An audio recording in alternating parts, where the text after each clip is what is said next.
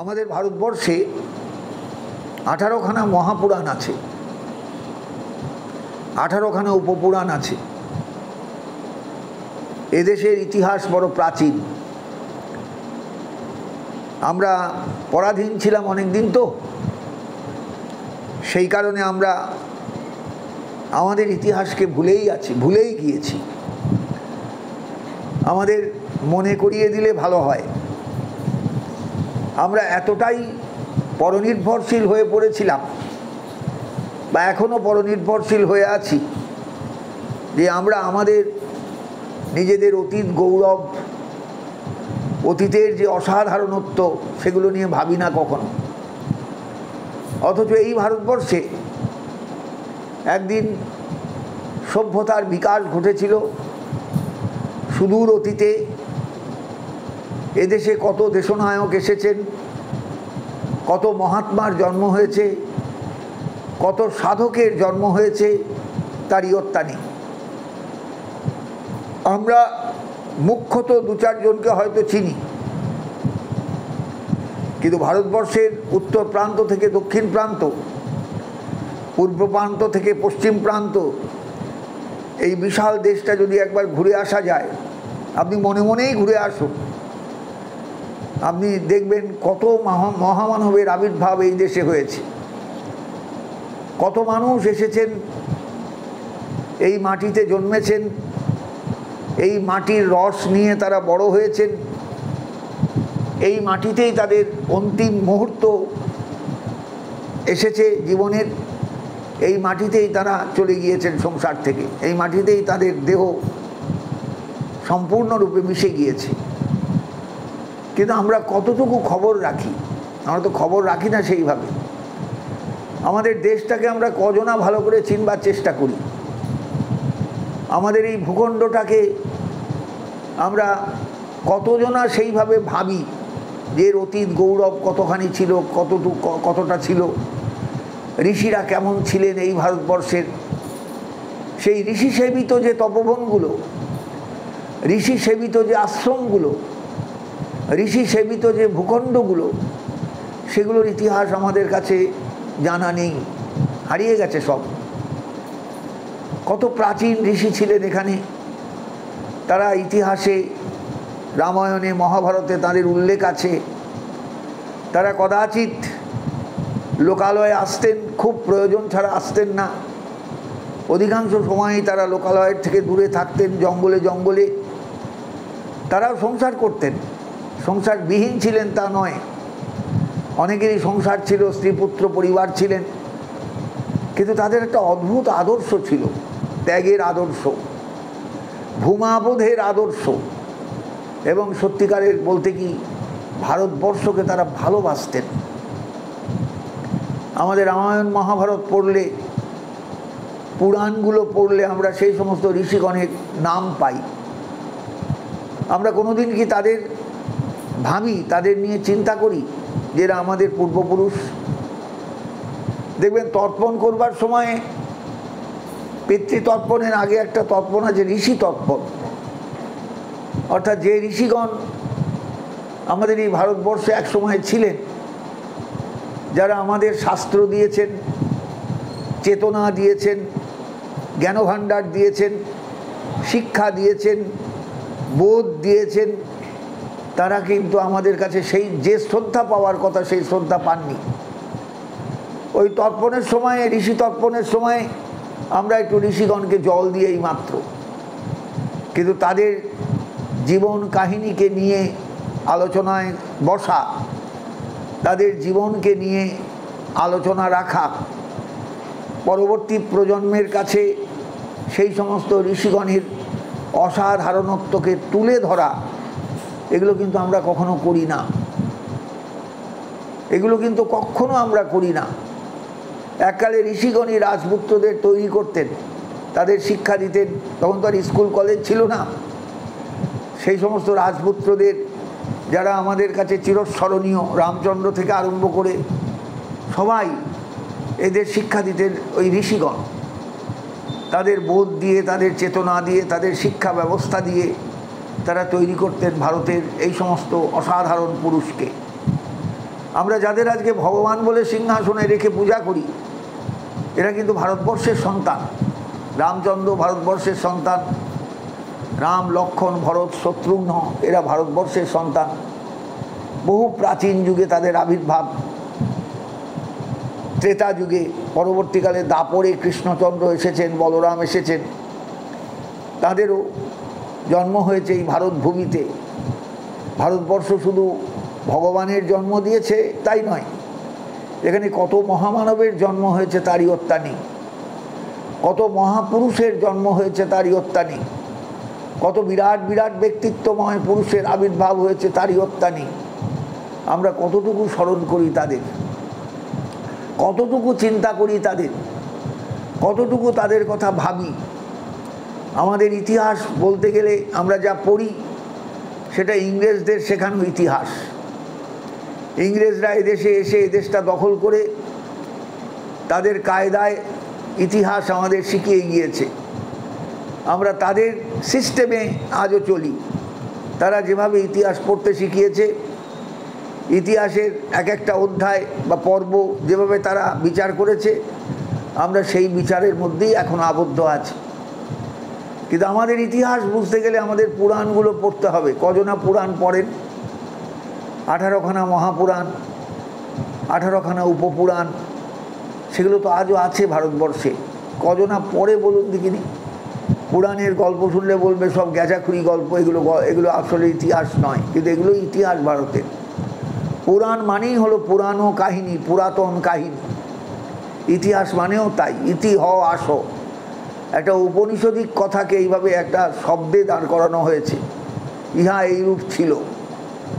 তাহলে চিন্তা করুন, ইতিহাস শব্দের মানেও যা, পুরাণ মানেও তাই, পুরাতন কাহিনী। ইহা এইরূপ ছিল, দুটো অর্থই তো এক। ইহা এইরূপ ছিল, যে কথাটা বক্তব্য রূপে এখানে এসেছে, এটা এইরকমই ছিল, দেশটা এইরকমই ছিল, মানুষগুলো এইরকমই ছিল।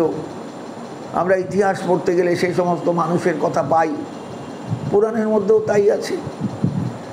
আমরা ইতিহাস পড়ি সাবজেক্ট হিসাবে, আমরা ইতিহাস পড়ি, অনার্স আমার ইতিহাসে, MA আমি ইতিহাস নিয়ে করছি, এইভাবে ইতিহাস পড়ি। কিন্তু পুরাণ পড়ি কজনা বলুন দেখিনি? কজনা পুরাণের প্রতি শ্রদ্ধাশীল? 18খানা মহাপুরাণ, 18খানা উপপুরাণ। লাইব্রেরিতে গেলে এ সমস্ত বই কেউ ঘাঁটে না, এই সমস্ত বই কেউ নাড়াচাড়া করে না। বহু বড় বড় বিদগ্ধ মানুষের বাড়িতে আমি দেখেছি গ্রন্থ ছিলেন, কিন্তু আজকের জেনারেশান সে সমস্ত গ্রন্থ নিয়ে নাড়াচাড়াও করেন না। পোকা কেটে, পোকা খেয়ে, পোকা সেই গ্রন্থগুলোকে নষ্ট করে, উই ধরে সব শেষ। এইভাবেই আমাদের সব কিছু শেষ হয়ে যাচ্ছে।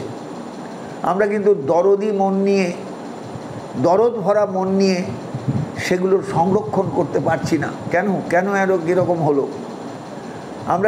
আমরা কি বাঁচতে চাই না? আমরা কি শুধু আধুনিকতা নিয়েই বাঁচবো? আমাদের অতীত গৌরবকে কিছুতেই কাছে টানবো না? আমরা অতীত গৌরবকে কাছে টানলেই একদল মানুষ বিদ্রুপ করবে, দেখেছো অতীতচারী হয়ে গেছে।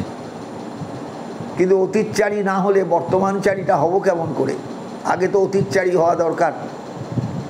আমাদের এই ছিল, এই ছিল, এই ছিল, এই বোধটা যদি না আসে, এই গর্বের ভাবটা যদি না আসে, আমি দেশটাকে ভালোবাসবো কেমন করে? কি করে ভালোবাসবো? শুধু জন্মেছি বলেই ভালোবাসা? আমার যে সব কিছু এইখানে, আমার যে শিকড় এইখানে, আমার যে পূর্বপুরুষ এইখানে ছিলেন, এগুলো তো আমাদের প্রত্যেকের জানা দরকার। তাই প্রত্যেক মানুষকে ইতিহাসচারী হতে হয়, ইতিহাস নিয়ে নাড়াচাড়া করতে হয়, প্রাচীন ইতিহাস পড়তে হয়।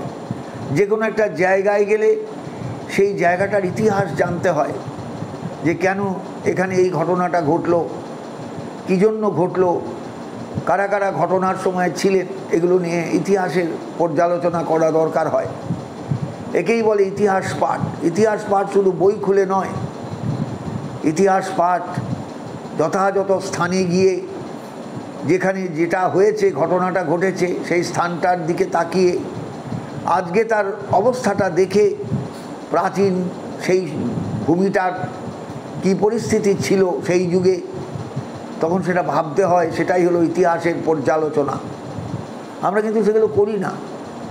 আমরা আজকে ট্যুরিস্ট সেজে আমরা এক দেশ থেকে আরেক দেশে যাই, এক জায়গা থেকে আরেক জায়গায় যাই, এক স্থান থেকে আরেক স্থানে গিয়ে সেই স্থানের প্রাচীন ঐতিহ্যকে খুঁজে বেড়াই, কিন্তু নিজেরা ভালো করে পড়াশোনা করি না যে এই দেশটা কেমন ছিল, এই দেশটা কিভাবে এক সময় চলতো, এদেশের মানুষগুলো কেমন ছিলেন, এগুলো নিয়ে বিচার করি না, চিন্তাও করি না, ভাবিও না। অথচ এই ভারতবর্ষের মানুষ বহু দূর অতীত থেকে চিন্তা করেছে তার দেশকে নিয়ে, তার জাতিকে নিয়ে, তার মানুষগুলোকে নিয়ে, তার প্রতিবেশী পাড়া প্রতিবেশীকে নিয়ে, সবাইকে নিয়ে চিন্তা করেছে। আমরা সেই দরদি মানুষগুলোর কথা কখনো ভাবি না, কখনো ভাববার চেষ্টাও করি না। আমাদের অনেক খামতি রয়ে গেছে। আসলে এই যে মাঝখানে 150 বছরের পরাধীনতা, এই পরাধীনতা আমাদের সব কিছু ভুলিয়ে দিয়েছে। ইংরেজরা ঢুকেছে, তার আগেও আমরা পরাধীন ছিলাম ঠিকই, ইসলামিক শাসন ছিল, কিন্তু তবু আমাদের স্বাধীনতা ছিল। কিন্তু ব্রিটিশ রাজশক্তি যেদিন থেকে এদেশে ঢুকলো, তারা তাদের সিস্টেমকে আমাদের ওপর রোলারের মতন চালিয়ে দিল। আমরা এখনও সেই সিস্টেমের কাছেই আবদ্ধ হয়ে আছি, তাদের দেওয়া সিস্টেম। আমরা নিজেরা সেই প্রাচীন আমাদের দেশের চালু সিস্টেমকে এখনও তৈরি করতে পারিনি, ফিরে যেতে পারিনি সেই জায়গায়। রাজা বিক্রমাদিত্যের আমলে কেমন করে দেশটা শাসিত হতো, কেমন করে সাধারণ মানুষ সেদিন টিকে থাকতো সংসারে, কেমন করে কৃষক চাষ করত, কেমন করে জেলে জাল নিয়ে মাছ ধরতে যেত, সে সমস্ত যুগের কথা আমাদের কেউ বলে না, কোথাও বলা নেই। আমরা সবই কিন্তু পরবর্তীকালে যা পেয়েছি, ইতিহাস বলে যা শুনেছি, সব ব্রিটিশের তৈরি, সব ইংরেজদের তৈরি। আমরা সেই প্রাচীন ইতিহাস আমরা পড়ি না। সেগুলো লেখা আছে সব পুরাণের মধ্যে। পুরাণগুলো হলো আমাদের সেই ইতিহাস। আজকের কোনো আধুনিক যুবককে যদি পুরাণ পড়তে বলা হয়, সে হেসে খুন হয়ে যাবে। পুরাণ পড়ে কি হবে? এগুলো তো কতগুলো গালগপ্প। কিন্তু বিশ্বাস করুন, এগুলো গালগপ্প নয়, এগুলোই হলো ভারতবর্ষের আসল ইতিহাস। পুরাণের আধারে আধারিত হয়ে আছে, পুরাণের আধারে সেগুলো ধরা আছে। সেগুলোর প্রতি শ্রদ্ধাশীল না হলে, সেই কথাগুলোর প্রতি শ্রদ্ধাশীল না হলে, আমরা পুরাণকে ভালো যদি না বাসি, তাহলে আমরা দেশটার প্রাচীন ইতিহাসকে খুঁজে পাবো না। কেউ পড়ে পুরাণগুলো? লাইব্রেরিতে গিয়ে দেখবেন পুরাণগুলো আছে, লাইব্রেরিতে একবারে আলমারি বন্দি অবস্থায়, কেউ সেগুলো পড়ে দেখে না। 18খানা মহাপুরাণ আছে, কে খুঁজে দেখে? 18খানা উপপুরাণ আছে, কে খুঁজে দেখে? এগুলো কেউ পড়ে না, কেউ পড়ে না। শ্রীমন মহাপ্রভু এসে ভাগবত পুরাণকে অসম্ভব রকমের একটা পপুলারিটি দিয়েছিলেন, জনপ্রিয়তা দিয়েছিলেন। পড়ো যাও ভাগবত বৈষ্ণবের স্থানে, একান্ত আশ্রয় করো বৈষ্ণব চরণে। তাই এখনও সমাজে ভাগবত পুরাণের নাড়াচাড়া আছে, আলোচনা আছে। কিন্তু শ্রীমদ্ ভাগবত পুরাণ ছাড়াও আরও যে 17খানা পুরাণ রয়েছে, সেসব পুরাণ নিয়ে কেউ নাড়াচাড়া করে? কেউ করে না। ভাগবত পুরাণ নাড়াচাড়া করে মানুষ কেন? না, মহাপ্রভুর প্রভাবটা এখনও সমাজে যথেষ্টভাবে বিদ্যমান, তাই ভাগবত পুরাণ নিয়ে নাড়াচাড়া। কিন্তু ভাগবত পুরাণও কি সত্যিকারের সম্পূর্ণভাবে নাড়াচাড়া করা হয়? না। বাছাই করা কিছু জায়গা আছে, পাঠক সেইগুলো পাঠের জন্য খুলে বসেন। বাছাই করা কিছু কথা আছে, পাঠকেরা সেই কথাগুলো বলেন, মানুষ ধন্য ধন্য করে, উলুধ্বনি দেয়, প্রণাম করে, পাঠককে ধন্যবাদ দিয়ে পাঠ শেষ হয়। এই হচ্ছে আমাদের বর্তমান যুগ। আমরা কিন্তু আমাদের নিজেদের মনের তাগিদে, প্রাণের তাগিদে পুরাণগুলো নিয়ে আলোচনা করি না, পুরাণগুলো নিয়ে আলোচনায় বসি না। শিক্ষিত মানুষ সমাজে প্রচুর আছেন, কিন্তু পুরাণগুলোর মধ্যে যে প্রাচীন ভারতবর্ষ আজও লুকিয়ে আছে, নানা রকমের বক্তব্যের মধ্যে, নানা রকমের ইতিহাসের মধ্যে। ইতিহাস মানেই তো ইতি হ আসো, একটা ঔপনিষদিক কথা। ইহা এইরূপ ছিল, তো সেই যেরূপ ছিল সেই জায়গাটাকে ভাববার আমাদের অবকাশ কোথায়? আমরা তো অবকাশই পাই না। আমরা বিভিন্ন জায়গায় ট্যুর করতে যাই, ট্যুর প্রোগ্রামে যাই, হয়তো সেটা ঐতিহাসিক প্লেস, ঐতিহাসিক স্থান, গিয়ে সেখানে সেই রাজারাজরার খোঁজ করি, এটা শাহজাহানের বাড়ি ছিল, এটা শাহজাহানের তাজমহল ছিল, এই আমরা দেখে বেড়াই। কিন্তু তারও যে আগে বাংলার ভারতবর্ষের ইতিহাস ছিল, দিল্লি যে তারও আগে ছিল, ইতিহাস যে তারও আগে ধরা আছে, কুরুক্ষেত্রের রণাঙ্গন আজও আছে, তারও আগে কুরুক্ষেত্র স্টেশন আছে, সেটা কিন্তু আজকের নয়, বহু প্রাচীন স্টেশন। সেই কুরুক্ষেত্র স্টেশনের কাছেই কুরুক্ষেত্রের রণভূমি আজও আছে। রণভূমি আজও কিন্তু ফাঁকা, সম্পূর্ণ ফাঁকা, বিরাট রণভূমি, মাঝখানে শুধু কতগুলো গাছ, একটার পর একটা গাছ লাগানো হয়েছে। রণভূমিতে কোথাও কোনো বাড়ি ঘর দৌড় কিচ্ছু নেই। সেই বিশাল মাঠ, বিশাল শূন্যতা আজও কিন্তু আছে। উত্তর ভারত গেলে, কুরুক্ষেত্র গেলে এটা অনেকেরই চোখে পড়বে, কিন্তু কজনার সেই কৌতূহল আছে। আমরা বিভিন্ন স্থানের গ্ল্যামার দেখতে যাই, কিন্তু প্রাচীন স্থানের ঐতিহ্য লুকিয়ে আছে, প্রাচীন ভূমির যে ঐতিহ্য লুকিয়ে আছে বিভিন্ন জায়গায়, সেই জায়গাগুলোর প্রতি আমাদের আকর্ষণ সৃষ্টি হয় না। তাই আমরা অনেক কিছুই বুঝতে পারি না, অনেক কিছুই হারিয়ে যায়। এইভাবেই কিন্তু আমাদের দিন এগিয়ে যাচ্ছে। আমরা একের পর এক প্রজন্ম হারাচ্ছি, নতুন প্রজন্ম আসছে, সেই প্রজন্ম আরও অন্যরকম ধারায় চলে, অন্যরকম শিক্ষায় তারা শিক্ষিত। অতএব প্রাচীন যে বোধ, প্রাচীনত্বের প্রতি যে ভালোবাসার বোধ, সেই বোধ কিন্তু আমাদের মধ্যে কাজ করছে না।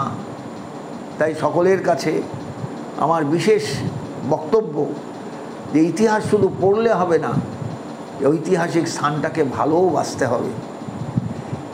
ইতিহাস শুধু জানলে হবে না, ঐতিহাসিক চরিত্রগুলোকে মনে মনে তৈরি করে সেইগুলোর প্রতি বা সেই চরিত্রগুলোর প্রতি একটা ভালোবাসাও সৃষ্টি হওয়া দরকার। রামায়ণ মহাভারত আমাদের ইতিহাস, আমরা বলবো মহাকাব্য, কিন্তু তার মধ্যেও তো ইতিহাস লুকোনো আছে। কাছাকাছি সেই ইতিহাস বোধ আমাদের জাগ্রত হোক, সেই শিক্ষা আমাদের মধ্যে আসুক, যাতে আমরা রামায়ণ মহাভারতের ভেতরের ইতিহাসকে অনুভব করে সেই ঐতিহাসিক স্থানগুলো আজও কেমন আছে, কেমনভাবে চলছে সেই স্থানগুলো, সেগুলো যেন আমরা বুঝবার চেষ্টা করি, জানবার চেষ্টা করি। আমাদের সন্তান সন্ততির কাছে যেন সেই প্রাচীন ভারতবর্ষের প্রাচীনত্বের আদর্শকে তুলে ধরতে পারি, মেলে ধরতে পারি। এটাই হোক আমাদের সংকল্প, তবেই আমরা দেশটাকে ভালোবাসতে পারবো, আমাদের সন্তান সন্ততিও দেশটাকে ভালোবাসতে পারবে। নতুবা দেখবেন শিক্ষা পেলেই সে চাইবে আমেরিকায় চলে যেতে, ইউরোপে চলে যেতে, ভারতবর্ষ তার কাছে অপান্তেয় হয়ে থাকবে, ভালোবাসার বস্তু হবে না, ভালোবাসার জায়গা হবে না, ভালোবাসা তার মধ্যে থাকবে না ভারতবর্ষের প্রতি। কিন্তু দেশটাকে তো ভালোবাসা আগে দরকার, মাটিটাকে তো ভালোবাসা আগে দরকার। সেই শিক্ষাটা আমাদের দেওয়া দরকার আমাদের সন্তান সন্ততির কাছে, আমাদের ছাত্রছাত্রীর কাছে। তবেই আমরা প্রকৃত দেশের প্রতি যে ভালোবাসা, সেই ভালোবাসার একটা নিদর্শন রাখতে পারব। আজকে এই পর্যন্তই রাখলাম। আপনারা ভাববেন কথাগুলো, চিন্তা করবেন কথাগুলো, বুঝবার চেষ্টা করবেন কথাগুলো। যদি কোনো ত্রুটি বিচ্যুতি হয় আমাকে জানাবেন, আশা করি জানতে পারবো আমি সব কিছুই। আপনাদের যদি অন্তরে কোথাও ব্যথা দিয়ে থাকি তার জন্য আমি ক্ষমা প্রার্থী। জয় নিতাই, জয় গৌরহরি, জয় শক্তিমণ্ডলী।